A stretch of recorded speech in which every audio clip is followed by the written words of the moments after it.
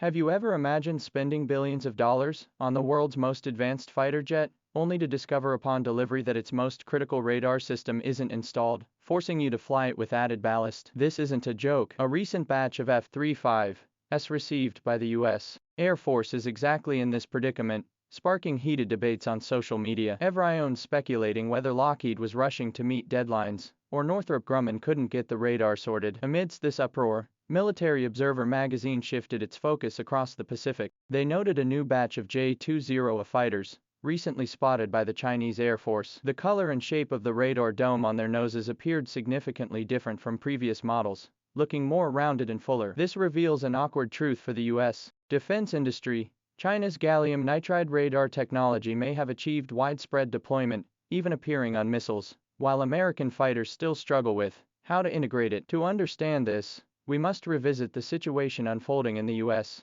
The F-35 is currently undergoing its Block 4 upgrade program, centered on installing the new a PG-85 active phased array radar. This radar is considered crucial for maintaining U.S. air superiority and relies on gallium nitride, a next-generation semiconductor material. Gallium nitride is no ordinary material. It vastly outperforms the gallium arsenide traditionally used in radars, offering greater power, higher heat resistance, and superior efficiency. To put it plainly, it's like swapping your old household light bulb for a high-powered searchlight. It sees farther and clearer, without overheating and burning out. The problem is, development and mass production of the PG-85 radar have faced repeated delays, with Northrop Grumman struggling to deliver. The result: since June last year, some new F-35 fighters delivered to the U.S. Air Force arrived without the radar installed. The empty space in the nose required ballast weights to maintain balance. These aircraft could only participate in basic training with radar-equipped teammates. On the battlefield,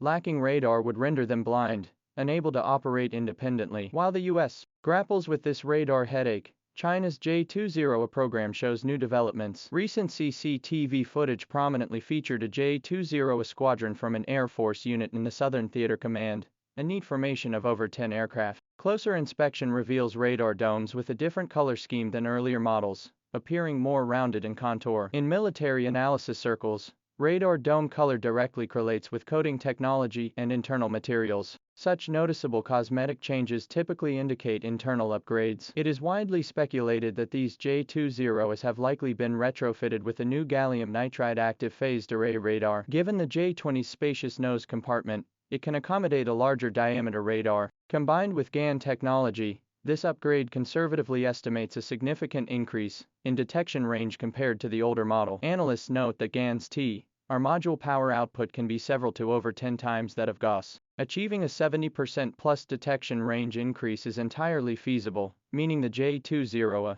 could potentially spot stealth targets from 100-200 kilometers away. So where does the US fall short? Ironically, it's not just technology, but also raw materials. Gallium nitride, the gallium in its name, is crucial. China controls the vast majority of refined gallium production globally, accounting for over 98% of the world's primary gallium output. This material isn't mined directly but is a byproduct of the aluminum oxide industry. China's massive aluminum sector gives it absolute leverage over gallium supply. In recent years, China imposed export controls on gallium-related items, particularly targeting the United States. This move hit U.S. defense contractors hard, as gallium nitride radars consume even more gallium than their gallium arsenide predecessors. An already strained supply chain now faced the risk of complete disruption. While the U.S. possesses gallium resources domestically, its industrial chain has long since vanished. Rebuilding a complete supply chain, from mining and refining to processing, would demand massive capital and time,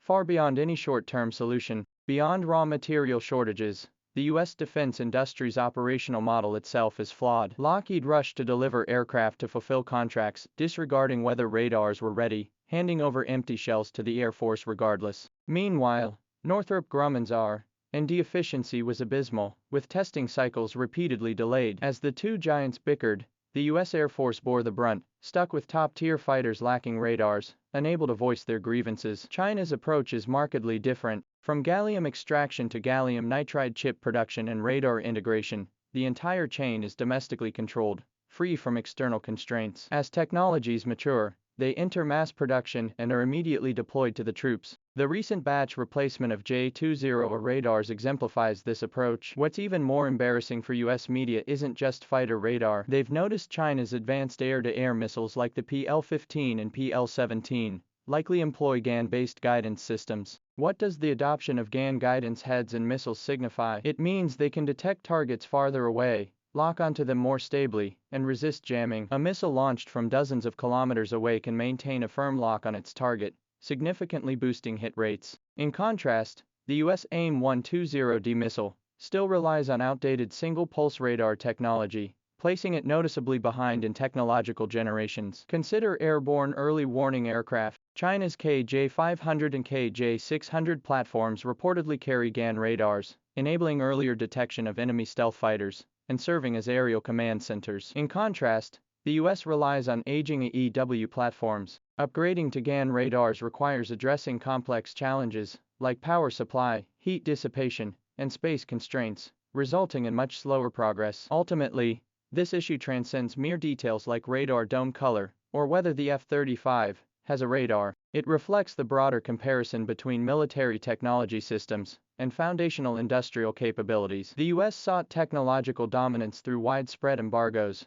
only to find itself strangled by critical material shortages. Its advanced radar ambitions faltered when foundational materials proved inaccessible. China, leveraging its complete industrial chain and stable resource supply, has steadily integrated cutting-edge GaN technology into its fighters, missiles, and AWACS aircraft. How will future air combat unfold? The side that detects the enemy first gains the initiative to fire. The side resilient to jamming survives. If the J-20 truly upgrades to gallium nitride radar across its fleet, combined with the long-range precision guidance of the PL-series missiles and the airborne situational awareness network supported by early warning aircraft, this integrated capability will be formidable. In contrast, the US faces dual challenges. F-35 batches still grapple with radar deficiencies, while the timeline for mass-producing the new PG-85 radar remains uncertain. This gap is indeed widening incrementally. American media's recent self-exposure of these shortcomings, described as embarrassing, reflects not merely emotional lamentation, but a profound resignation to the reality of this disparity. Closing this gap won't happen with slogans alone. The US must invest real money to rebuild its industrial chain and address the fundamental issue of defense contractors prioritizing profits over combat readiness. This journey promises to be anything but smooth. For observers, watching this silent aerial arms race between the two superpowers makes one realize the true contest may have been decided long before any missiles were launched.